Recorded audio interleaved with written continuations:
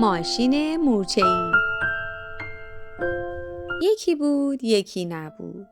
در محله‌ای در همین نزدیکی‌ها 3 مورچه بودن که حسابی با هم دوست بودن و هر روز برای تهیه غذا با هم بیرون می‌رفتن.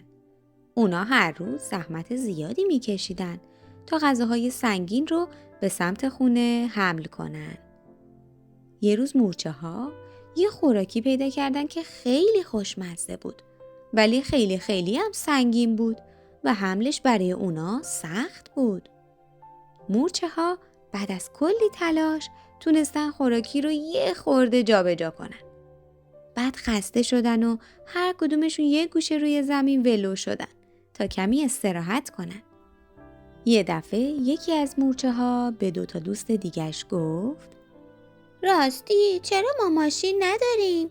چرا آدما چیزای سنگینشون رو با ماشین حمل میکنن ولی ما مورچه ها همه چی رو باید روی دوشمون بگیریم؟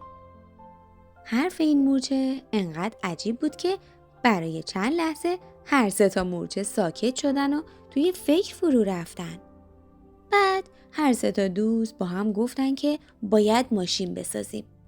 ولی چطوری؟ مورچه ها با چه وسیله‌ای میتونن ماشین بسازن؟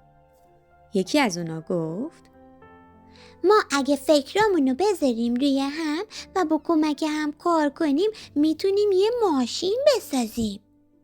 اونا تصمیم گرفتن اطرافو خوب بگردن و هر وسیله‌ای که برای ساختن ماشین مناسبه با خودشون بیارن. هر مورچه به سمتی رفت و بعد از مدتی دوباره دور هم کنار همون خوراکی جمع شدن. یکی از مورچه ها یه تخم آفتاب گردون پیدا کرده بود که با کمک هم اونو از وسط شکستن تا برای ساختن کف ماشین ازش استفاده کنن. اون 2 مورچه دیگه چیزای گردی رو پیدا کرده بودن که میتونستن برای درست کردن چرخ ماشین ازش استفاده بکنن. مورچه ها با تلاش و پشتکار و با همکاری همدیگه بعد از چند ساعت یه ماشین قشنگ برای خودشون درست کردن و خوراکیاشون رو توی ماشین گذاشتن و به راه افتادن. وقتی به خونه رسیدن مورچه های دیگه با تعجب دوستاشون رو دیدن که با یه وسیله عجیب به خونه می اومدن.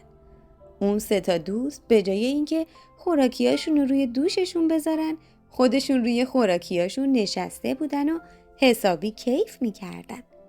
بقیه مورچه ها وقتی ماجرا رو فهمیدن حسابی برای چند دقیقه با اشتیاق دست زدن و اونا رو تشویق کردن.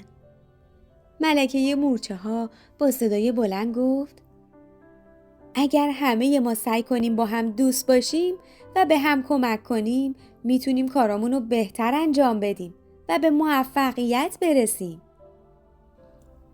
از اون روز به بعد اسم ماشین اونا رو ماشین مورچه‌ای گذاشتن و با کمک ماشین مورچه‌ای کار مورچه ها هم راحت تر شده بود.